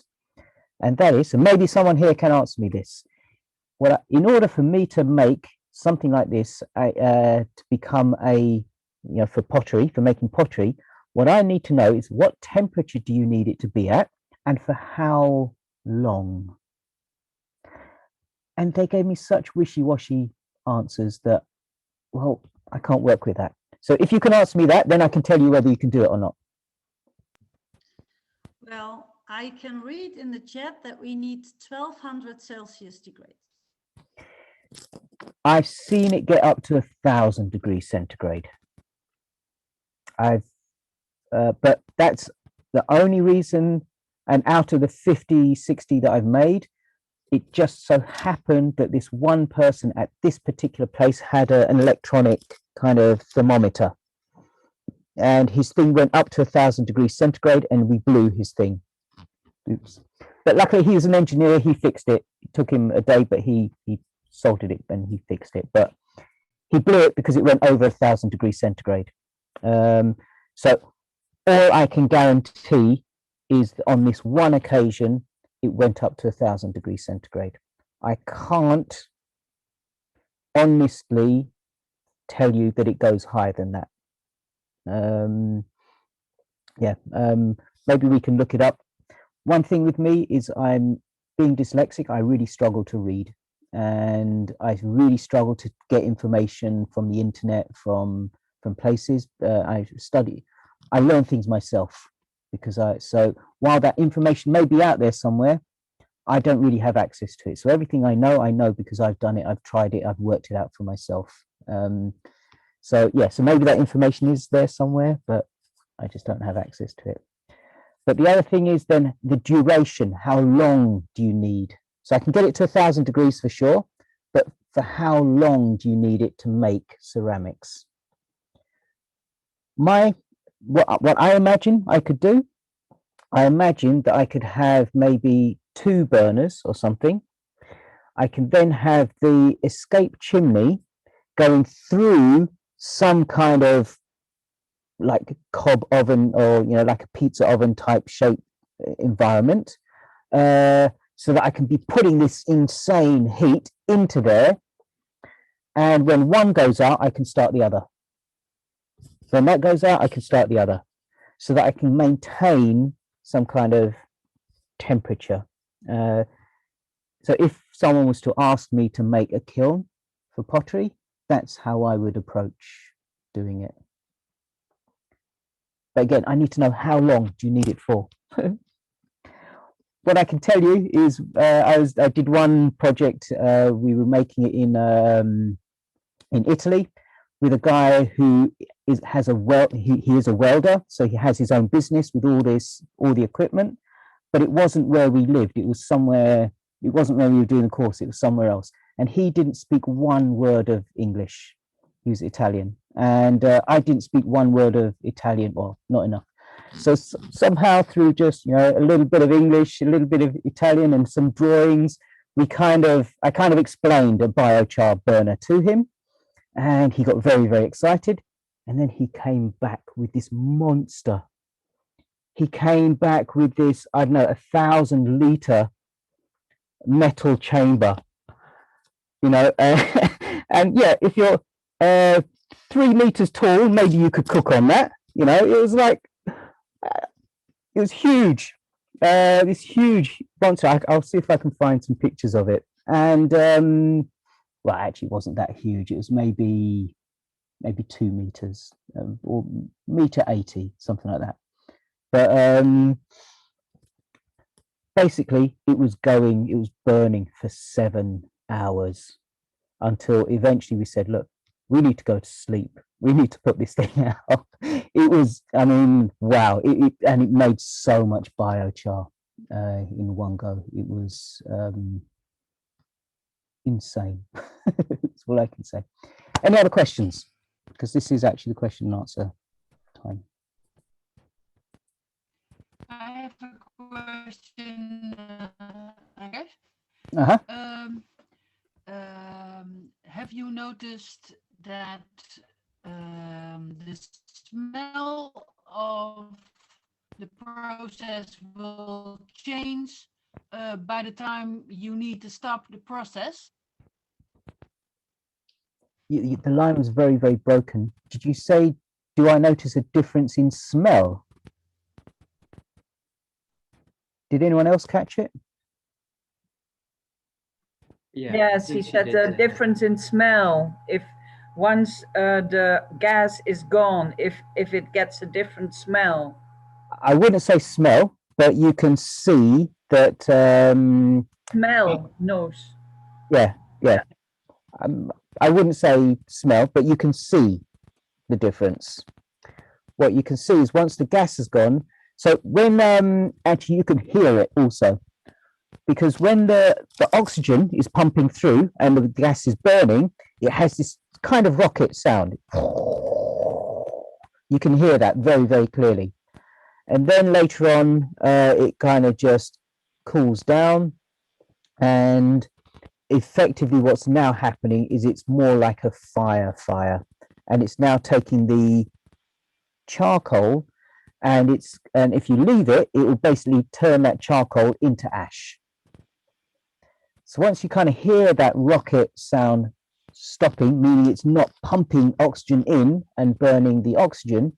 And also the other thing is the flame should be right, depending on the style you're using. If the second style, for example, the flame will be at the top.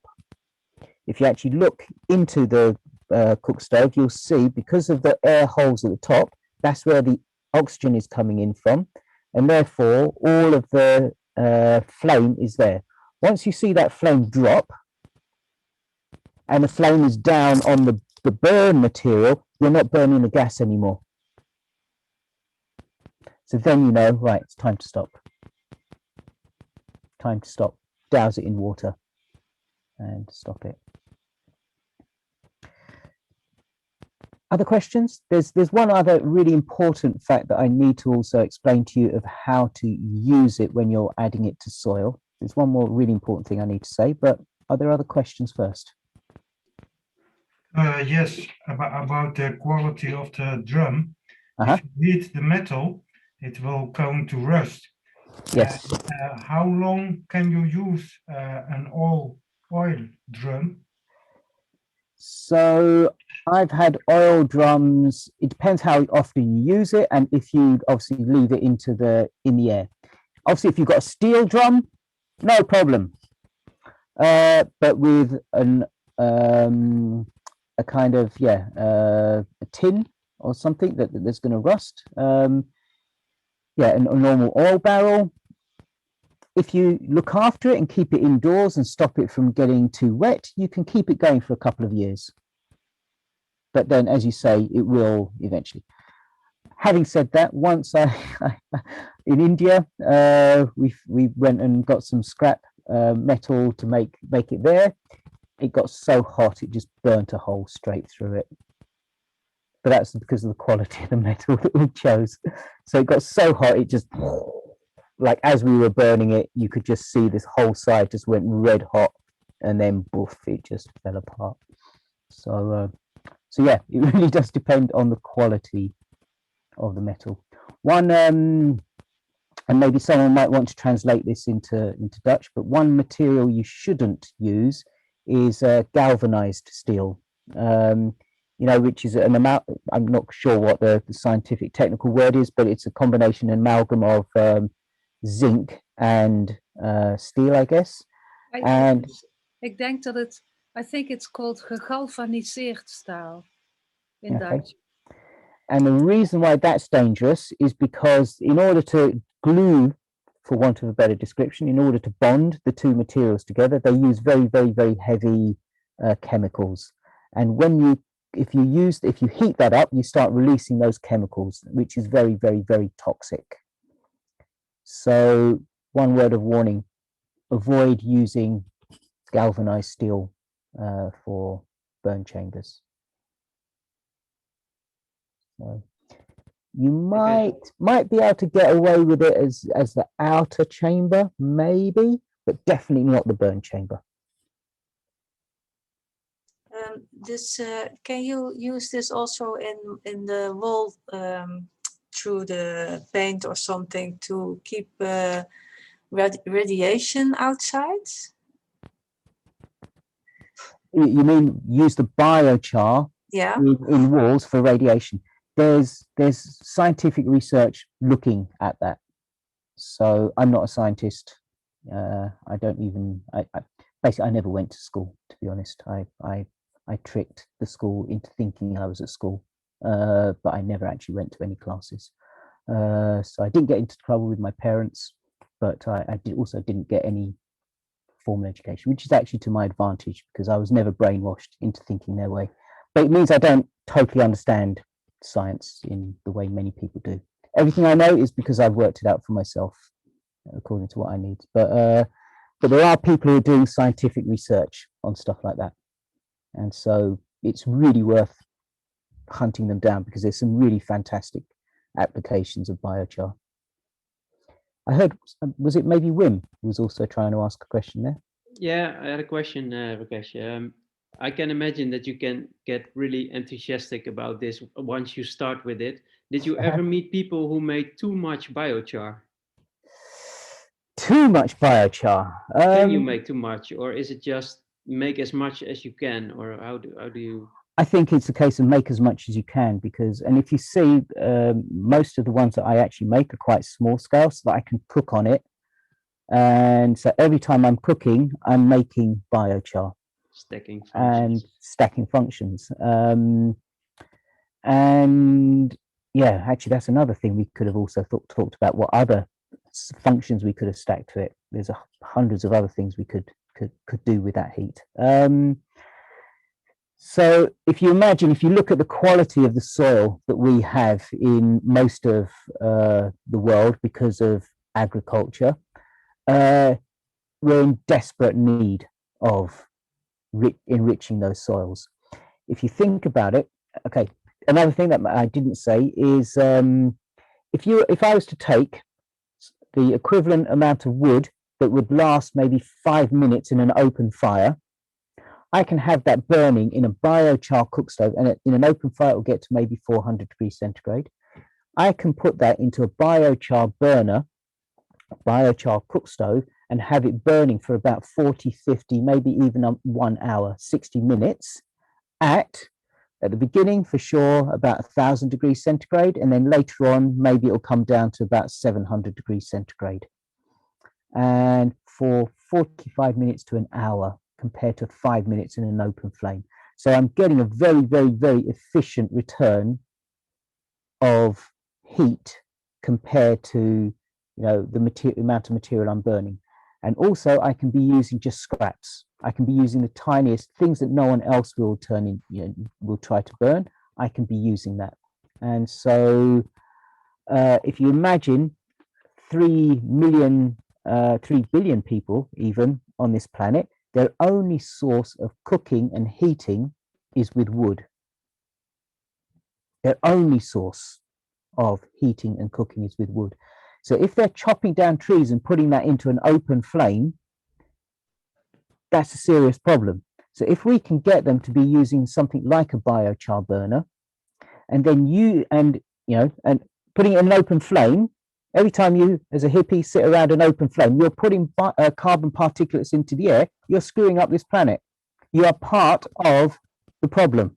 Sorry to say that, but you are part of the problem. You're putting carbon particulates into the air because of the smoke.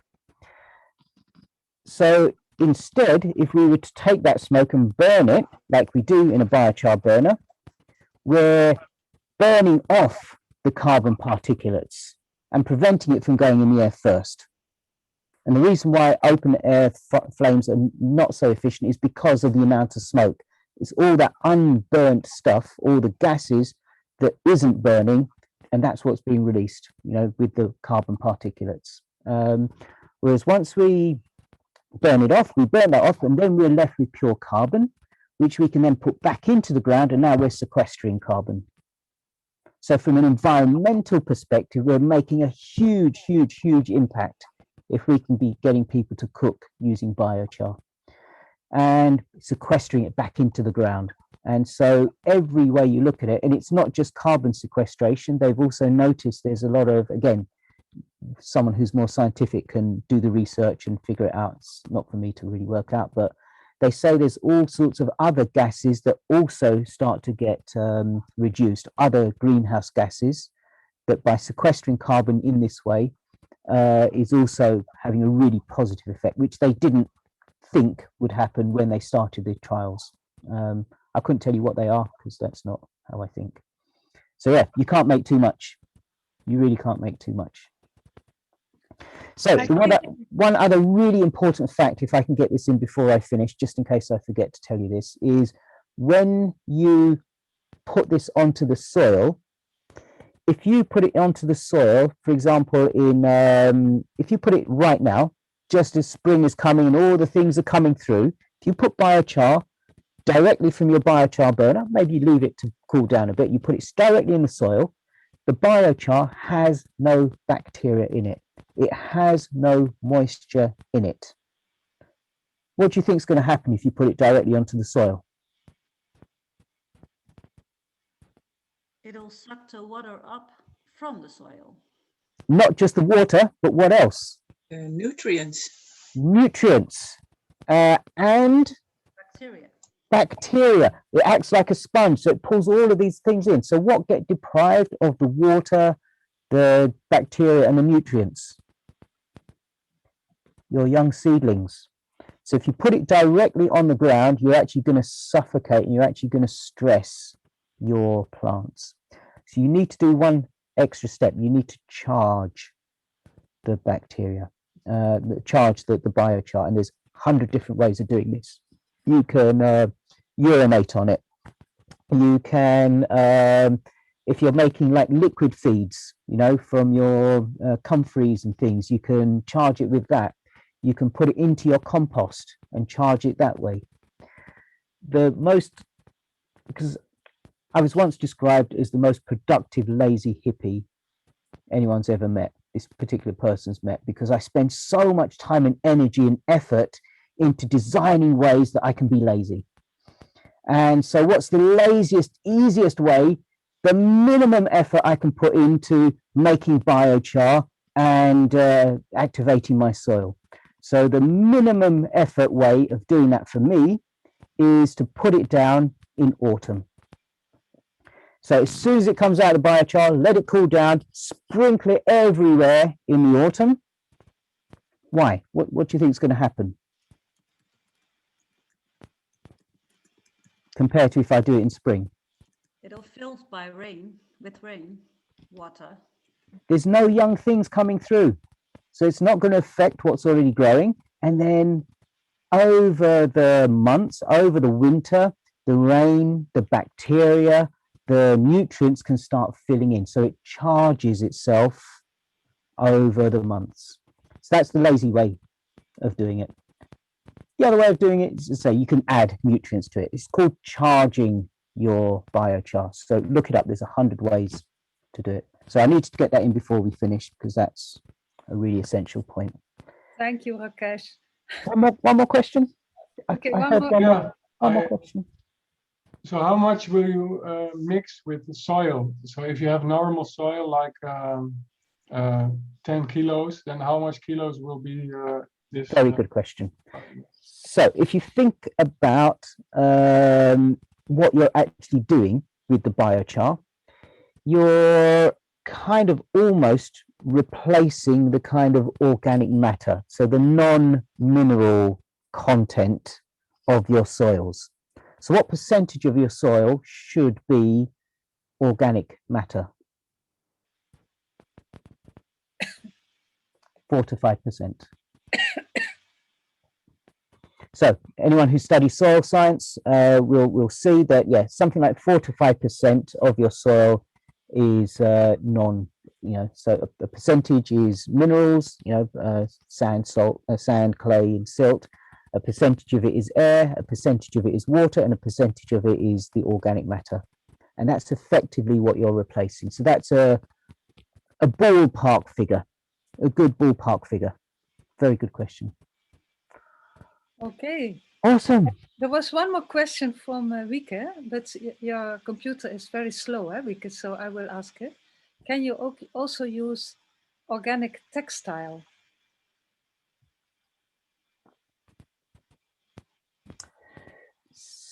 What I imagine,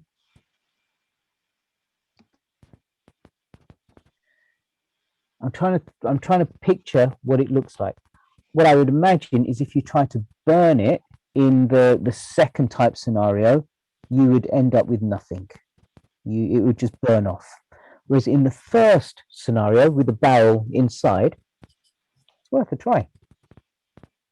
It's worth a try, especially if it's like jute or hessian or something really solid. If it's a fine kind of cotton, I'm not sure. If it's silk, forget it. Yeah, if it's a really good solid jute or hessian or something, my suspicion is, yeah, you probably could. But as I say, I would use the second type scenario where it's never, ever, ever touching the flame. I would do it that way. So Rakesh, thank you so much. I will put the question, how it was for you, this meeting, in the chat. So I invite you to give feedback to Rakesh and us as organizers, how it was for you. I think it was really interesting, Rakesh. You motivated me to really start doing this instead of being part of the problem, burning wood, becoming part of the solution. And I really look forward to hear about all you guys. I will show the presentation of it in a minute. So thanks so much, Rakesh. And definitely for all the work you are doing. I will share the presentation, or I will share now the what people are sharing. Okay. Can I, while people are typing that out, maybe can I also say, if people want to find out more, or want to, every 22nd of every month, we do what we call a public skill share under what we call the Roots and Resilience. So where we talk about biochar, we talk about fermentation, we talk about permaculture, we talk about forest gardening, we talk about plants and, anything, basically anything that people want with the perspective of being vegan. And most of the people who are part of that project align to vegan values. So we don't talk about animal husbandry, keeping chickens, things like that. But anything, it doesn't mean people have to be vegan to be part of it, but everything we talk about is, without putting a vegan slant onto it, it just happens to be vegan, if you see what I mean. So it's not an evangelical kind of, you must be vegan kind of nonsense. It just happens to be, how do you grow food without, by using the natural cycles of nature. So if anyone's interested in that, I can send you the link for the Roots and Resilience sessions.